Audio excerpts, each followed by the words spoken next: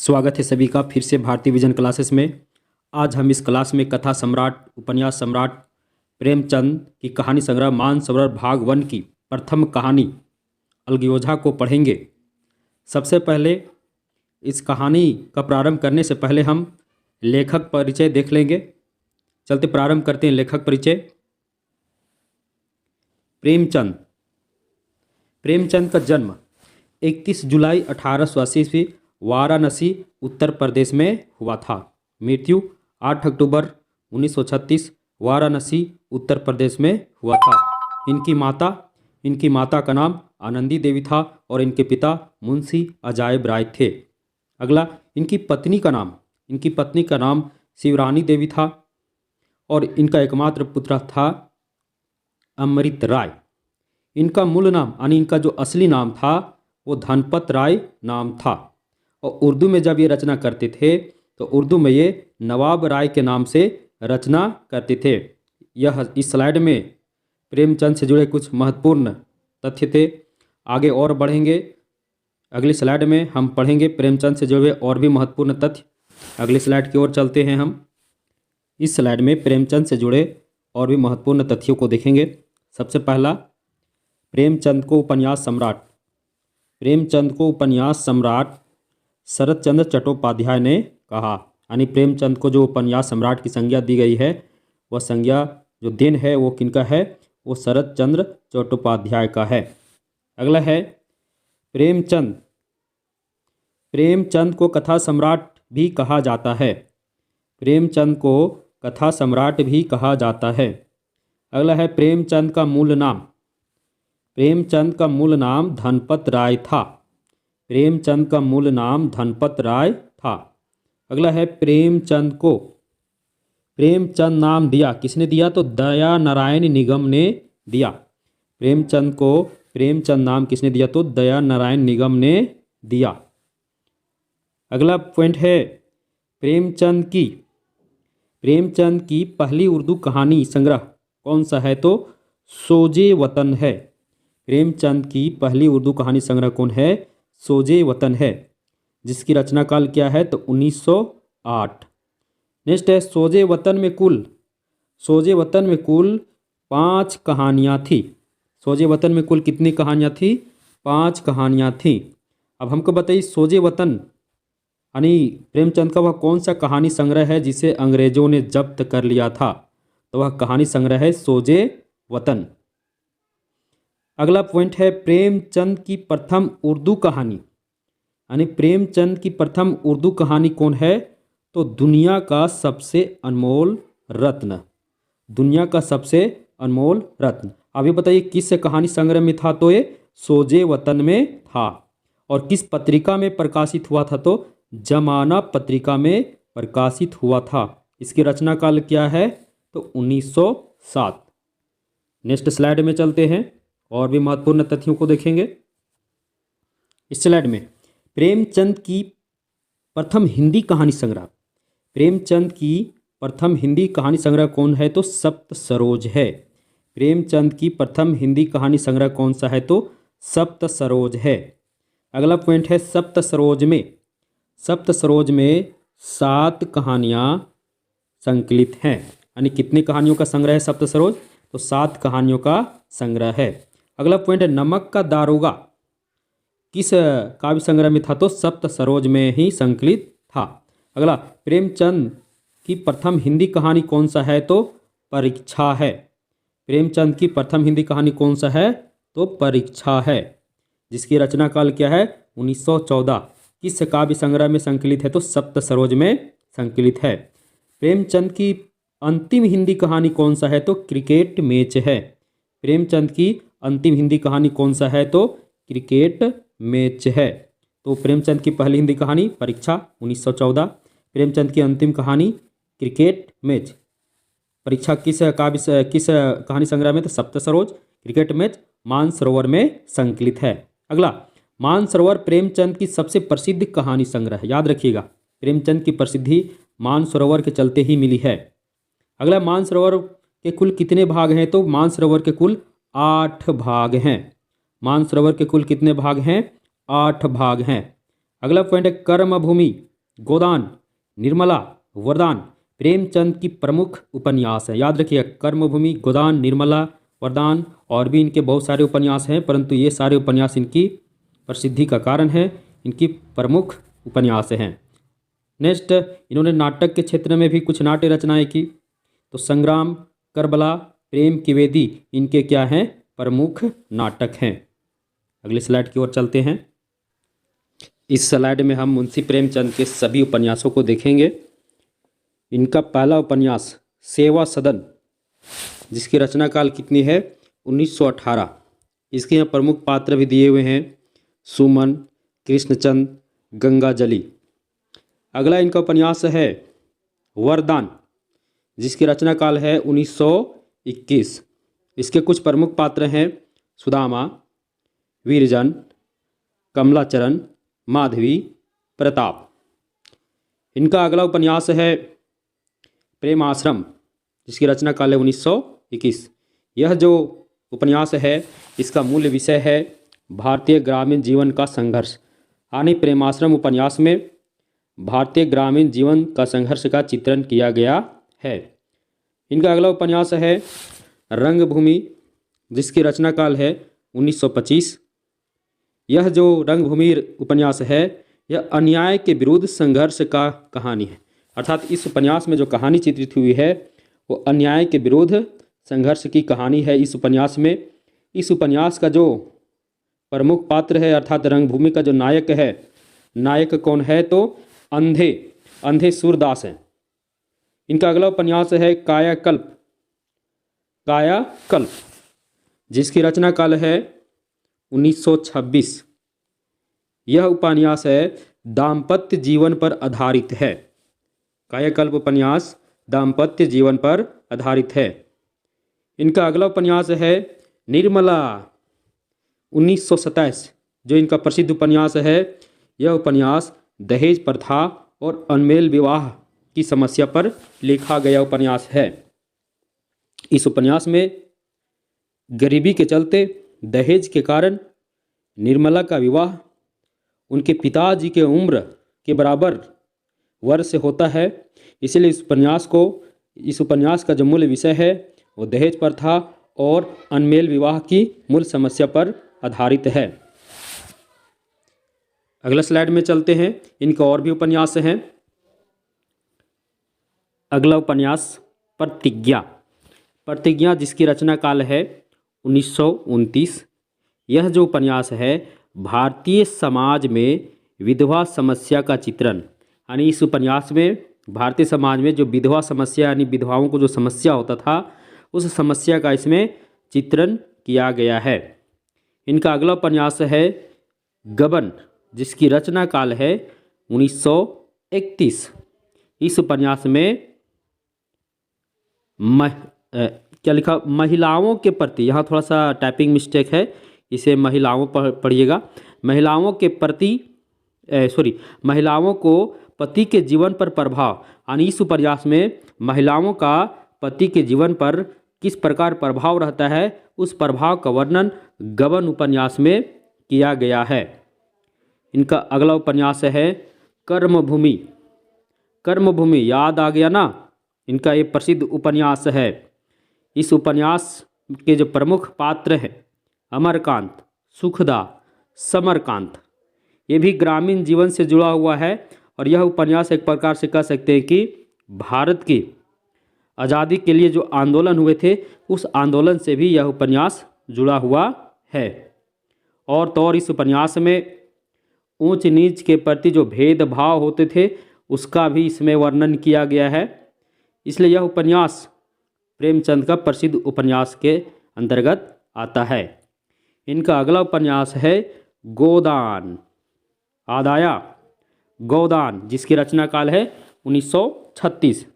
यह उपन्यास एक प्रकार से, इस उपन्यास के जो प्रमुख पात्र होरी है ये पूरे भारतीय किसान पर आधारित है, यानी भारतीय किसान की जो स्थिति थी उसका वर्णन किया गया है। इस उपन्यास में जो होरी जो प्रमुख पात्र है वो पूरे भारतीय किसान का प्रतिनिधित्व पात्र है, पूरे भारतीय किसान का प्रतिनिधि करता है। इसके अन्य पात्र हैं धनिया, गोबर, जो इस उपन्यास में प्रमुख पात्र हैं। इनका अगला उपन्यास है मंगलसूत्र, जो एक अपूर्ण उपन्यास है। इस उपन्यास को पूर्ण इनके पुत्र अमृत राय ने किए थे। अब नेक्स्ट स्लाइड में हम चलते हैं। अब नेक्स्ट स्लाइड में इनके प्रमुख कहानी संग्रह को देखेंगे। चलिए इस स्लाइड में हम देखेंगे प्रेमचंद के प्रमुख कहानी संग्रह। हम इस क्लास में आपके लिए प्रेमचंद से जुड़े सभी तथ्यों को लेकर आए हैं, कोई भी तथ्य छोड़े नहीं है। आप एग्जाम में बैठिएगा तो इससे कई प्रश्न आएंगे, यानी प्रेमचंद से जुड़े हुए जो भी प्रश्न आते हैं परीक्षा में वो इसी कहीं ना कहीं इसी से आते हैं। तो आप एक एक पॉइंट को देखिएगा, क्योंकि हम संपूर्ण प्रेमचंद से जुड़े हुए संपूर्ण मुख्य तथ्यों को लेकर आए हैं, जहां से सवाल बार बार परीक्षा में पूछे जाते हैं। हम ऊपर के स्लाइड में देखें प्रेमचंद के सभी उपन्यास, अब इस स्लाइड में देखेंगे प्रेमचंद के सभी कहानी संग्रह। इनका पहला कहानी संग्रह है ऐसी सोजे वतन। इनका पहला कहानी संग्रह है, जो हम ऊपर में आपको बता ही दिए थे, जिसके रचना काल है 1908। इसमें कितनी कहानियाँ थी? तो 5 कहानियाँ थी। इसी कहानियों में एक इनका प्रसिद्ध कहानी था दुनिया का सबसे अनमोल रत्न। अब हमको बताइए सोजे वतन को किसने जब्त कर लिया था? तो अंग्रेजों ने जब्त कर लिया था। इनका दूसरा कहानी संग्रह था सप्त सरोज, जिसकी रचना काल थी 1917। इसमें कितने कहानी थे? तो 7 कहानी थे। इसमें कितने कहानी थे? 7 कहानी थे। सप्त सरोज हिंदी का प्रथम कहानी संग्रह है और सोजे वतन उर्दू का प्रथम कहानी संग्रह। याद रखिएगा, प्रेमचंद का हिंदी का प्रथम कहानी संग्रह सप्त सरोज है और प्रेमचंद का उर्दू का प्रथम कहानी संग्रह सोजे वतन है, जिसे अंग्रेजों ने जब्त कर लिया था। अब इनका अगला कहानी संग्रह है नवनिधि। नव मतलब 9, अर्थात नवनिधि 9 कहानियों का संग्रह है। इनका अगला कहानी संग्रह है समर यात्रा में इनकी 11 कहानियाँ संकलित हैं। और इनका अंतिम कहानी संग्रह है, जो सबसे प्रसिद्ध कहानी संग्रह है, इन्हीं से प्रेमचंद को प्रसिद्धि मिली, वह कहानी संग्रह मानसरोवर कुल 8 भागों में क्या है? संकलित है। यानी मानसरोवर के कितने भाग हैं? तो 8 भाग हैं। अब आगे बढ़ते हैं। ये जितने भी कहानी संग्रह थे ये प्रेमचंद के प्रमुख कहानी संग्रह थे। सप्त सरोज, नवनिधि, समर यात्रा, सोजे वतन, मानसरोवर। याद कर लीजिएगा, परीक्षा की दृष्टि से बहुत ही महत्वपूर्ण है। आगे बढ़ते हैं। अगला स्लाइड में हम देखते हैं। इस स्लाइड में हम देखेंगे प्रेमचंद द्वारा संपादित पत्रिका।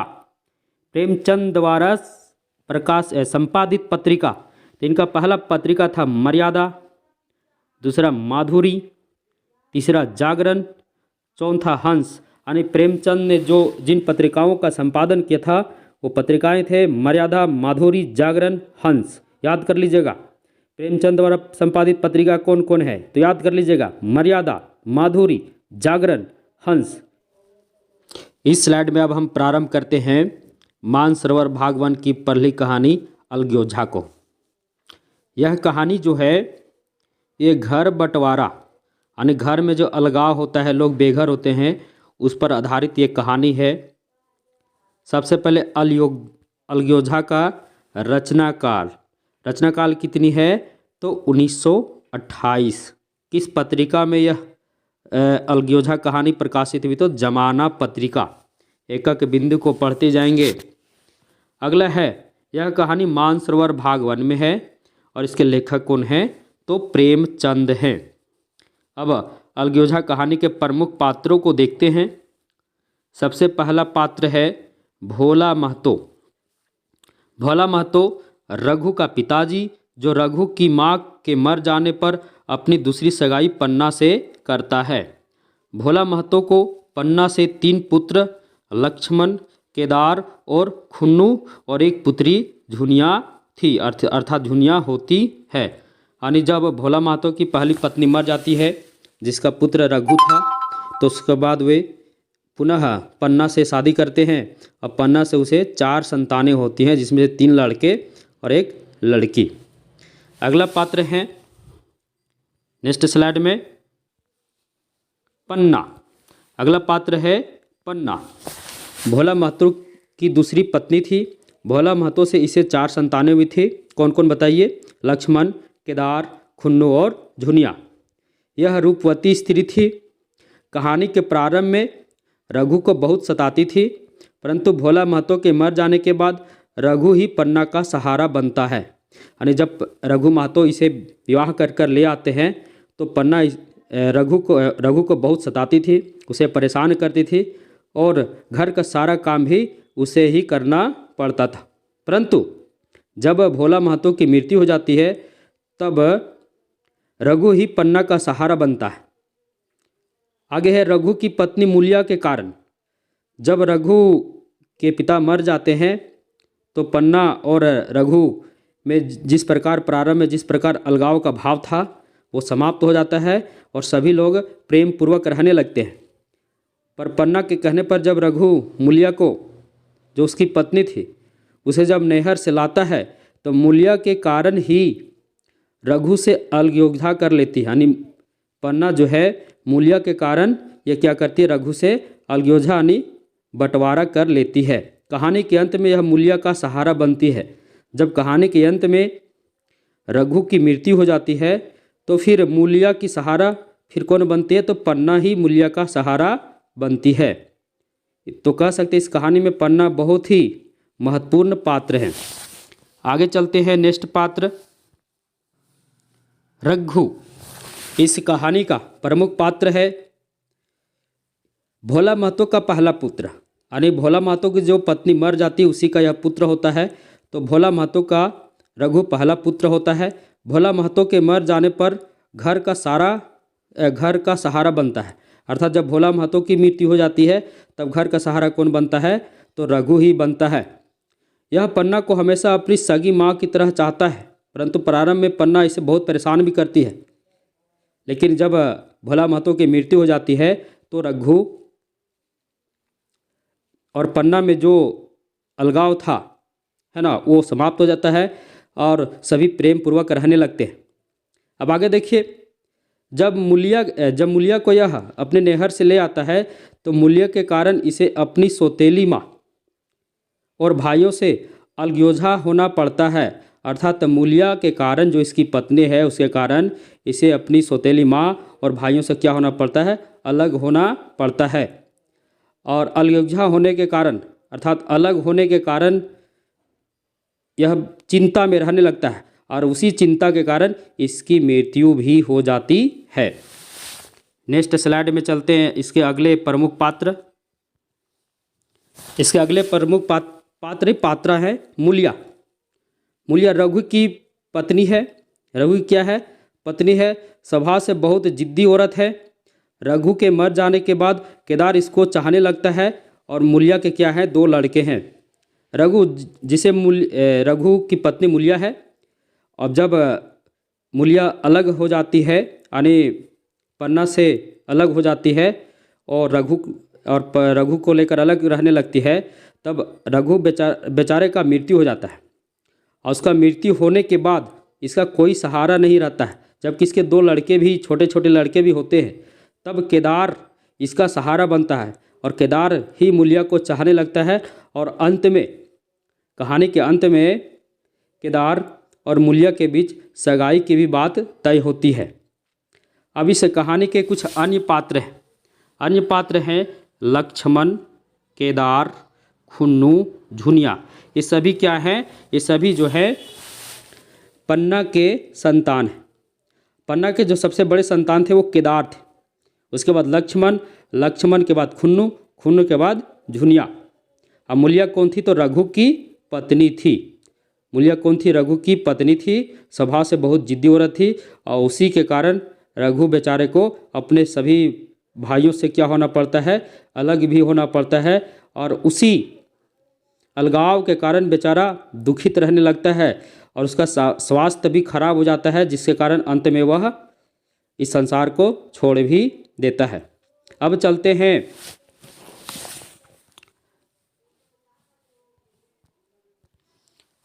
इस कहानी के कथासार को हम देखते हैं अगली स्लाइड में। कथासार: भोला महतो की पहली पत्नी के मर जाने पर भोला महतो अपनी दूसरी सगाई रूपवती पन्ना से करता है।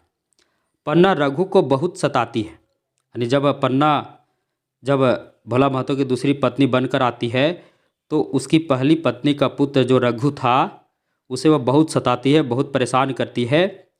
और पन्ना रघु को बहुत सताती है, रघु को ही घर का सारा काम करना पड़ता है। यानी जब पन्ना दूसरी सगाई होकर भोला महतो की पत्नी बनकर आती है तो घर में वो घर में स्वामिनी बनकर रहती है और बेचारे रघु को परेशान भी करती है। और घर का सारा काम भी, यानी घर के अंदर जितना भी काम होता है सारा काम रघु को ही करना पड़ता है। भोला महतो के मर जाने पर, लेकिन जब भोला महतो मर जाते हैं, है ना, भोला महतो के मर जाने पर घर का सारा जिम्मेवारी रघु उठाता है। पन्ना के हृदय में अब रघु के लिए प्रेम है। अर्थात समझिए, जिस समय पन्ना नई थी उस समय रघु को बहुत सताती थी, उसके अंदर रघु के प्रति ईर्ष्या का भाव था। परंतु जैसे ही भोला महतो मर जाता है तब पन्ना के हृदय में अब रघु के लिए क्या हो चुका है, प्रेम हो चुका है। क्यों हो चुका है? क्योंकि उसके मर जाने के बाद पन्ना को ऐसा लगता है कि अब रघु को हम जितना परेशान किए थे उसका अब बदला लेगा। परंतु रघु ऐसा नहीं करता है। रघु और अपने भाइयों को बहुत अच्छी तरीके से रखता है। इसके कारण पन्ना के अंदर जो ईर्ष्या का भाव था वो अब नहीं रहा। अब उसके हृदय में रघु के लिए क्या है, मातृत्व प्रेम है। आगे, पन्ना के जिद पर रघु मूलिया को नहर से विदा करा कर ले आता है। पन्ना जिद कर देती है रघु को कि जाओ मूलिया को ले आओ, कितने दिन नहर में रहेगी। अब होता क्या है कि मूलिया के आने से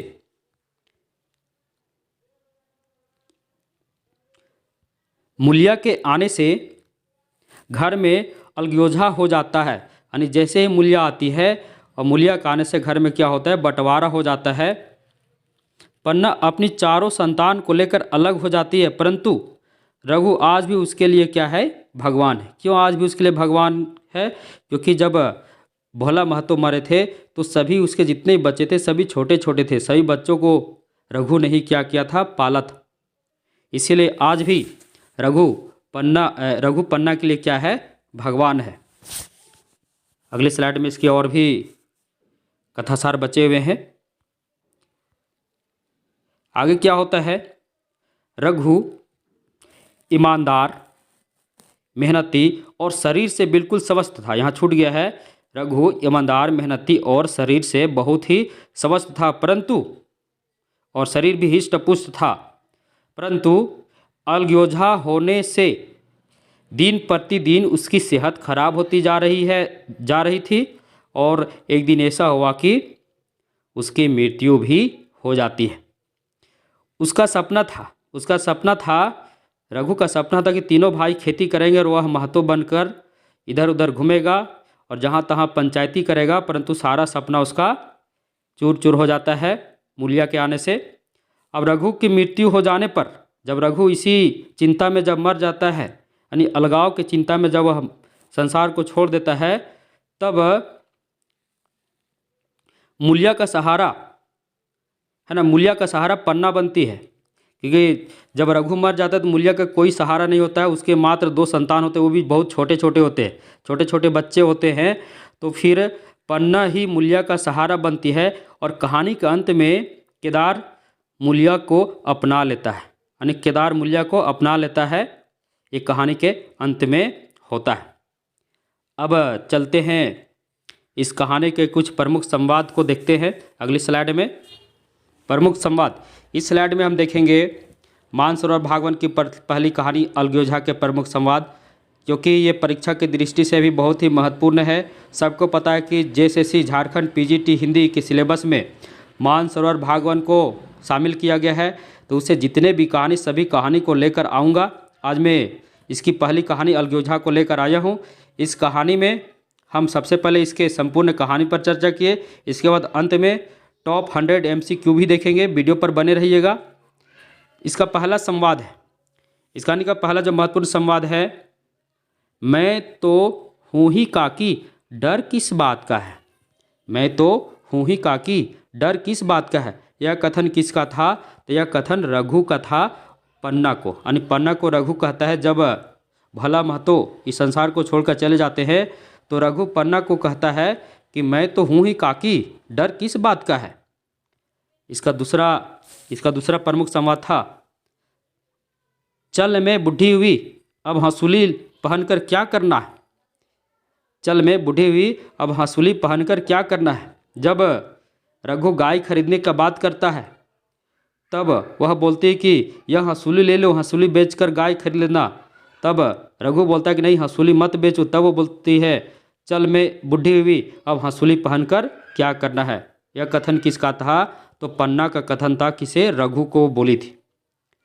नेक्स्ट इसका संवाद है, उसी का तुरंत जवाब देता है रघु, तुम अभी से कैसे बूढ़ी हो गई, गांव में है कौन तुम्हारे बराबर। कहता है रघु, कहता है पन्ना को, जब पन्ना कहती चल मैं बूढ़ी हुई अब हंसुली पहनकर क्या करना है, तब रघु पन्ना को कहता है तुम अभी से कैसे बूढ़ी हो गई, गांव में है कौन तुम्हारे बराबर। यह रघु किसे कहता है? तो पन्ना को कहता है। नेक्स्ट स्लाइड में इसका और भी MCQ और भी प्रमुख संवादों को देखेंगे। अगला संवाद है, रुपये पैसे तेरे हाथ में देने लगूं तो दुनिया क्या सोचेगी, यह तो सोच।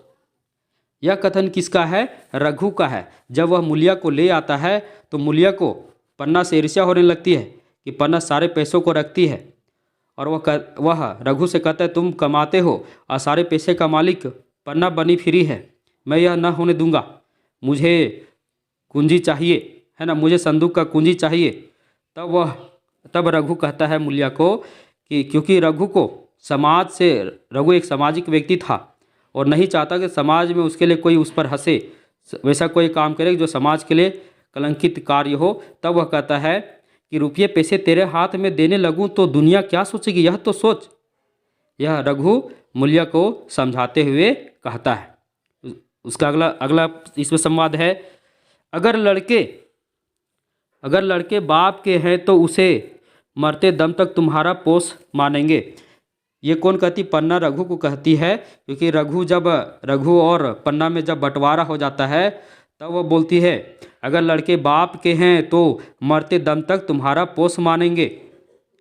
अर्थात पन्ना का कहना था कि तुम्हें के कारण आज तुम ना होते तो ना जाने ये लड़के कहाँ कहाँ भटकते होते, आज तुम ही हो जिसके कारण हमारे लड़के सभी सही सलामत है। इसलिए वह कहती है, जब वह अलग हो जाते हैं तब वह कहती है, क्योंकि अलग होने के बाद पन्ना को या रघु को पन्ना और अपने सभी भाइयों की चिंता होती है। फिर भी बोलती है कि हम मरते दम तक तुम्हारा ही पोस मानेंगे, आज तुम ना होते तो आज हमारे लड़के न जाने कहाँ कहाँ होते।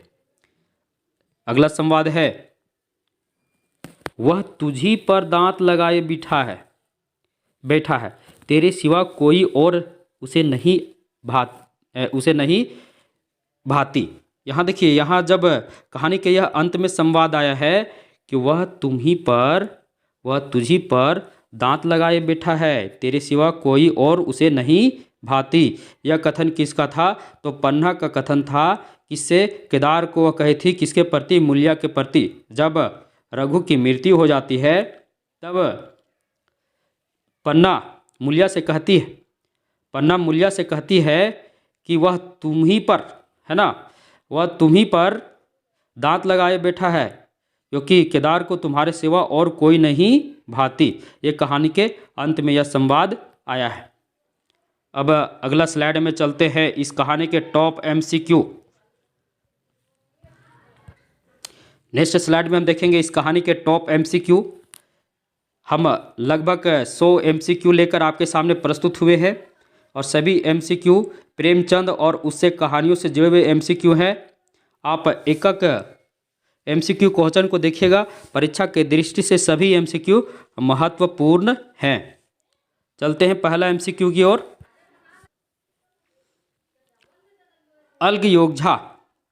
अल्गयोगझा कहानी किसकी रचना है?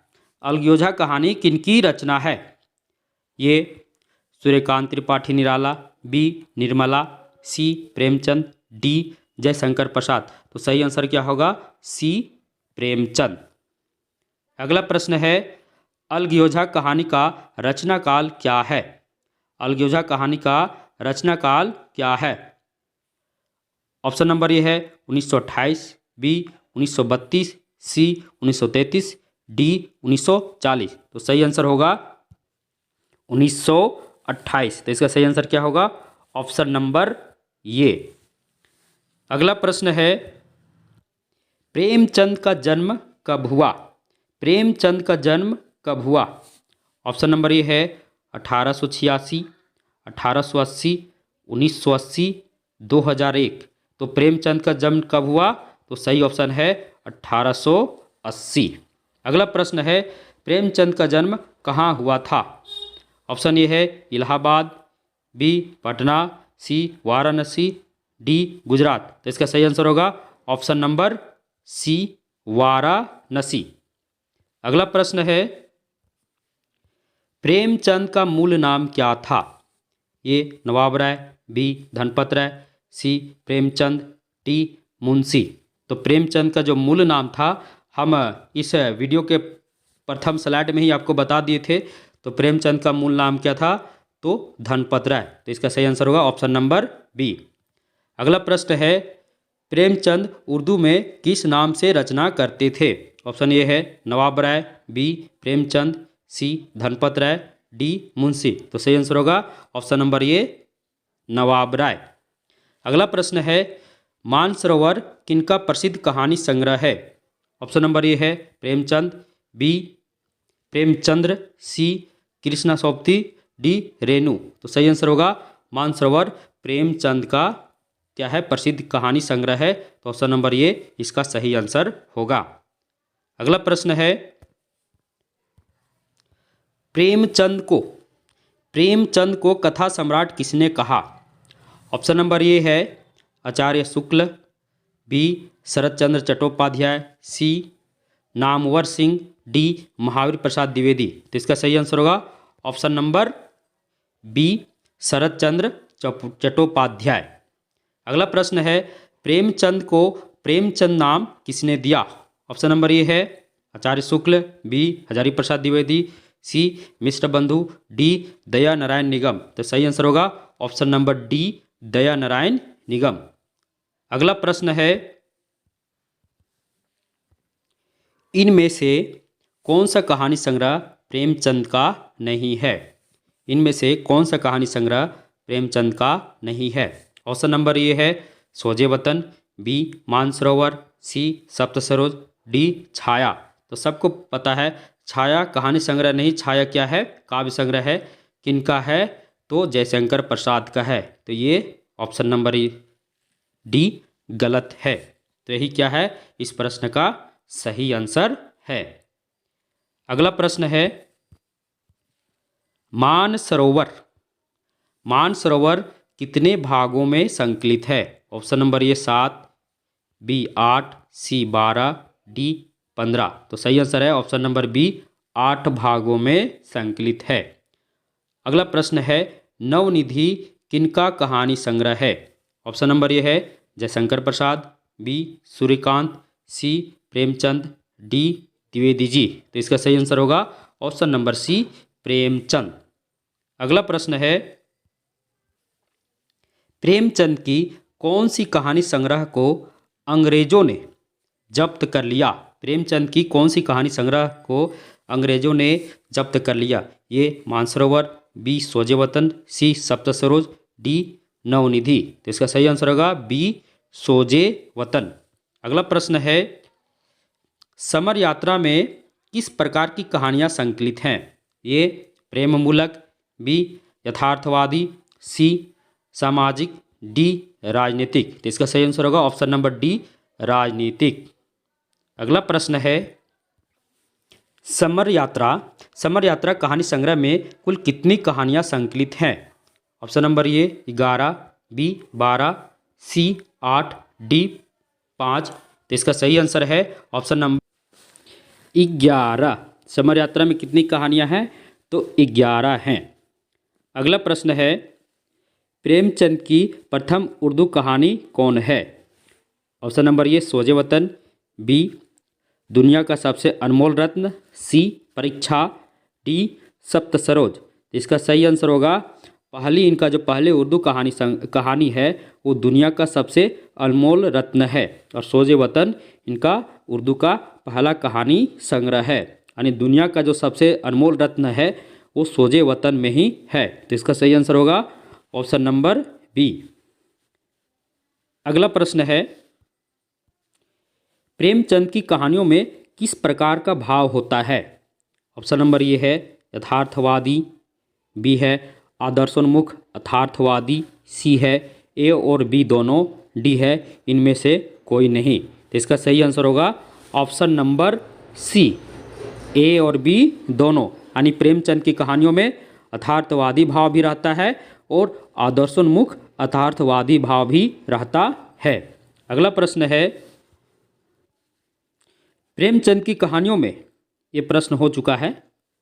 अगला प्रश्न है, प्रेमचंद की प्रथम उर्दू कहानी संग्रह कौन सा है? ए सोजे वतन, बी छाया, सी मानसरोवर, डी सप्तसरोज। तो सही आंसर होगा प्रेमचंद का प्रथम उर्दू कहानी संग्रह है वो है सोजे वतन, जिसे अंग्रेजों ने क्या किया था? जब्त कर लिया था। अगला प्रश्न है, प्रेमचंद की प्रथम हिंदी कहानी कौन सा है? ये पूस की रात, बी दो बेलों की कथा, सी क्रिकेट मैच, डी परीक्षा। तो इनका प्रथम कहानी जो हिंदी कहानी है वो कौन है? तो परीक्षा है। अगला प्रश्न है, प्रेमचंद की अंतिम कहानी कौन सा है? यानी हिंदी कहानी का यहाँ बात हुआ है, तो अंतिम हिंदी कहानी कौन सा है? ये क्रिकेट मैच, बी परीक्षा, सी नशा, डी पंच परमेश्वर। तो इनका अंतिम कहानी कौन सा है? तो क्रिकेट मैच है। याद रखिएगा, प्रेमचंद का हिंदी का प्रथम कहानी परीक्षा और अंतिम कहानी क्रिकेट मैच है। अगला प्रश्न है, भोला महतो ने दूसरी सगाई किससे की? ये मुनिया, बी झुनिया, सी पन्ना, डी मालती। तो इसका सही आंसर होगा ऑप्शन नंबर सी पन्ना। अब हमको बताइए, यहाँ जो मालती जो आया है किस प्रेमचंद के कौन सी रचना का पात्र है? सबको पता है प्रेमचंद का प्रसिद्ध उपन्यास गोदान की ये पात्र है। अगला प्रश्न है, इनमें से कौन सा पात्र अलगयोझा कहानी का नहीं है? ये पन्ना, बी रघु, सी मुलिया, डी मालती। तो इसका सही आंसर होगा ऑप्शन नंबर डी मालती। मालती किस उपन्यास, उनकी एक प्रसिद्ध उपन्यास है, बताइए किस उपन्यास की वो पात्र हैं? तो गोदान। अगला प्रश्न है, रघु की माँ की मृत्यु के समय रघु का उम्र कितना था? ये 10 वर्ष, बी 15 वर्ष, सी 6 वर्ष, डी 12 वर्ष। तो इसका सही आंसर है ऑप्शन नंबर ये 10 वर्ष। अगला प्रश्न है, पन्ना के आने पर घर का सारा काम कौन करता था? यानी पन्ना जब नई आई थी तो घर का सारा काम कौन करता था? ऑप्शन नंबर ये है भोला महतो, बी रघु, सी केदार, डी मुलिया। तो इसका सही आंसर है ऑप्शन नंबर बी रघु। यानी पन्ना जब नई भोला महतो के घर आई थी तो घर का सारा काम कौन करता था? तो रघु करता था। अगला प्रश्न है, पन्ना के कितने संतान थे? ये 10, बी 4, सी 12, डी 2। तो इसका सही आंसर है ऑप्शन नंबर बी, पन्ना के कितने संतान थे? 4 संतान थे। अगला प्रश्न है, पन्ना का बड़ा लड़का कौन था? पन्ना का बड़ा लड़का कौन था? ऑप्शन नंबर ये है लक्ष्मण, बी केदार, सी भोला महतो, डी खुन्नू। तो पन्ना का जो बड़ा लड़का था वो कौन था? केदार था। अगला प्रश्न है, भोला महतो के मृत्यु के बाद घर का सारा भार कौन उठाता है? ऑप्शन नंबर ये है पन्ना, बी मुलिया, सी केदार, डी रघु। इसका सही आंसर है ऑप्शन नंबर डी रघु। अगला प्रश्न है, यह एक कथन है, मैं हूँ ही काकी, डर किस बात की? यह कथन किसका था? यह कथन ये रघु का, भोला का, केदार का, लक्ष्मण का। तो यह कथन किनका था? तो ऑप्शन नंबर ये रघु का। जब भोला महतो मर जाता है तो रघु पन्ना को कहता है ना, जब भोला महतो की मृत्यु हो जाती है तो रघु पन्ना को कहता है कि मैं तो हूँ ही काकी, डर किस बात की है। अगला प्रश्न है, रघु ने अपने छोटे छोटे भाइयों के लिए क्या बनाया? ये बक्सा, बी सुराही, डी घड़ी, सी घड़ी, डी गाड़ी। तो रघु ने अपने छोटे छोटे भाइयों के लिए गाड़ी बनाया था।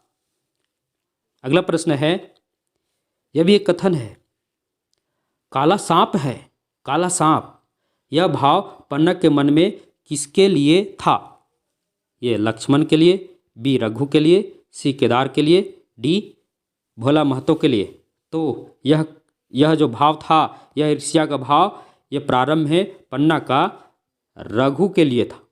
जब भोला महतो की मृत्यु हो जाती है और रघु जब सभी भाइयों के साथ खेलता है, उनके लिए गाड़ी बनाता है, तो पन्ना को ऐसा लगता है कि काला सांप है, काला सांप ना जाने कब डस दे, ऐसा उसके मन में यह भाव चलता है, क्योंकि वह रघु के प्रति ईर्ष्या भाव रखती है। परंतु जब रघु जिस प्रकार पन्ना के प्रति प्रेम भाव रखता है, इससे उसका हृदय पिघल भी जाता है। तो यह कथन किसका था? तो पन्ना का था। अगला प्रश्न है, पन्ना की सबसे छोटी लड़की का क्या नाम था? ये मुलिया, बी झुनिया, सी रानी, डी ललिता। तो पन्ना की सबसे छोटी लड़की कौन थी? तो झुनिया थी, जो उनके चारों संतान में सबसे छोटी थी। अगला प्रश्न है, पन्ना के हृदय में अब रघु के प्रति किस प्रकार का भाव था? ये क्रोध का, बी ईर्ष्या का, सी प्रेम का, डी भाईचारे का। यानी पन्ना के हृदय में अब शब्द यहाँ लगा हुआ है, अर्थात जब रघु की मृत्यु हो जाती है उसके बाद की बात है। तो पन्ना के हृदय में अब रघु के प्रति किस प्रकार का भाव था? तो प्रेम का भाव था, यानी मातृत्व प्रेम का भाव था। अगला प्रश्न है, यह भी एक कथन है, 3 सेर दूध देती है काकी, खूब दूध पिएंगे, यह कथन किसका था? ये रघु का, बी केदार का, सी लक्ष्मण का, डी मुलिया का। तो यह कथन जो था वो केदार का था। किसका था? केदार का था। वह अपनी माँ पन्ना को कहती है कि 3 सेर दूध देती है काकी, खूब दूध पिएंगे, क्योंकि जब रघु अपने भाइयों के लिए गाय लाने की बात करता है, तब केदार अपनी माँ पन्ना को कहती है कि 3 सेर दूध देती है काकी, खूब दूध पिएंगे। तो यह कथन किसका था? तो उसका जो बड़ा पुत्र था पन्ना का, केदार, उसी का यह कथन था। अगला प्रश्न भी एक कथन है, बच्चों के खाने पीने का यही दिन है काकी, बच्चों के खाने पीने के यही दिन है काकी, इस उम्र में ना खाया तो फिर क्या खाएंगे, यह कथन किसका था? यानी यह किसने कहा था? तो यह किसने कहा था? यानी काकी शब्द प्रयोग है तो पन्ना से कहा गया है, तो यह पन्ना से किसने कहा था? ये लक्ष्मण, बी रघु, सी केदार, डी भोला महतो। तो यह कथन किसने कहा था? तो रघु ने कहा था। रघु ने कहा था कि बच्चों के खाने पीने के यही दिन है काकी, इस उम्र में ना खाया तो फिर क्या खाएंगे। इसी कथन से पन्ना का हृदय पिघल जाता है और रघु के प्रति जो उनके मन में ईर्ष्या भाव था, वो ईर्ष्या भाव समाप्त हो जाता है और पुनः वह रघु के प्रति भी उसका मातृत्व प्रेम आ जाता है। अगला प्रश्न है, रघु की पत्नी का क्या नाम था? रघु की पत्नी का क्या नाम था? ये मुलिया, बी मुनिया, सी पन्ना, डी झुनिया। तो रघु की पत्नी कौन थी? तो ऑप्शन नंबर ये मुलिया थी। अगला प्रश्न है, रघु के घर में अलगाव यानी अलगोजा किसके कारण हुआ? ये मुनिया के कारण, बी मुलिया के कारण, सी पन्ना के कारण, डी झुनिया के कारण। तो सबको पता है, जैसे ही मुलिया को रघु जब विदा कर घर ले आया, तैसे ही मुलिया ने क्या किया? झगड़ा करना प्रारंभ कर दिया और अंत में रघु को मुलिया के चलते ही अपनी माता यानी अपनी सौतेली माता और अपने भाइयों से क्या होना पड़ा था, अलग होना पड़ा था, यानी बंटवारा करना पड़ा था। तो रघु के घर में जो अलगाव हुआ था, अलग्योझा हुआ था, उसका मुख्य कारण कौन थी, तो मूलिया ही थी। अगला प्रश्न है, मूलिया का रंग कैसा था। मूलिया का रंग कैसा था। ये सफ़ेद, बी काला, सी गेहुआ रंग, डी लाल। तो इसका सही आंसर है ऑप्शन नंबर सी, गेहुआ रंग। अगला प्रश्न है, मूलिया के कुल कितने संतान थे। मूलिया के कुल कितने संतान थे। ये 4, बी 2, सी 10, डी 1। तो मूलिया के कुल 2 संतान थे, दोनों क्या थे, लड़के थे। अगला प्रश्न है, मूलिया किसका लौंडी बनकर रहना नहीं चाहती थी। यानी मूलिया जो रघु की पत्नी थी, वह किसका लौंडी बनकर रहना नहीं चाहती थी। ऑप्शन नंबर ये रघु, बी पन्ना, सी भोला महतो, सी केदार। जिसका सही आंसर है ऑप्शन नंबर बी, पन्ना की लौंडी बनकर वह रहना नहीं चाहती थी। अगला प्रश्न है, मूलिया के आने के बाद घर का संदूक की कुंजी किसके पास रहने लगा। जब मूलिया को विदा कर कर रघु घर ले आया, तो उसके आने के बाद घर का जो संदूक की कुंजी थी, जिसमें पैसे रखे जाते थे, उस कुंजी किसके पास रहने लगा। ये पन्ना के पास, बी रघु के पास, सी केदार के पास, डी मूलिया के पास। इसका सही आंसर है ऑप्शन नंबर डी, मूलिया के पास। रघु की मृत्यु का मुख्य कारण क्या था। ऑप्शन नंबर ये है केदार, बी निर्धनता, सी मजदूरी, डी अलग्योझा। तो रघु की मृत्यु का जो कारण था, मुख्य कारण था, अलग्योझा था, यानी बंटवारा, जिसके कारण, जिसकी चिंता में वो क्या हुआ, इस संसार को छोड़कर चला गया। और इसी से इस कहानी का नाम भी अलग्योझा रखा गया। अगला प्रश्न है, रघु के मरने के बाद, रघु के मरने के बाद मूलिया के प्रति किसका प्रेम उमड़ पड़ा। ऑप्शन नंबर ये है केदार, बी पन्ना, सी मूलिया, डी भोलानाथ। तो इसका सही आंसर क्या होगा, ऑप्शन नंबर ये केदार। जब रघु की मृत्यु हो जाती है, तो केदार का जो प्रेम है वो मूलिया के प्रति उमड़ पड़ता है। जब उसकी माँ पन्ना जब उसे कहती है कि बेटे अब तुम भी विवाह कर लो, विवाह के लायक हो गए हो, तो वह बोलता है, विवाह क्यों करूँ काकी, 2 बच्चे तो हैं। इस प्रकार अंत में केदार और मूलिया के बीच विवाह का भी प्रस्ताव तय हो जाता है। आपको वीडियो अच्छा लगा होगा तो वीडियो को लाइक कर देना, वीडियो को जितना हो सके शेयर कर देना और चैनल को सब्सक्राइब कर देना। मैं इसी तरह अगली कहानी को, यानी एक से बढ़कर एक कहानी लेकर आता रहूँगा। हम इस क्लास में संपूर्ण झारखंड पीजीटी हिंदी सिलेबस को कवर करेंगे। धन्यवाद।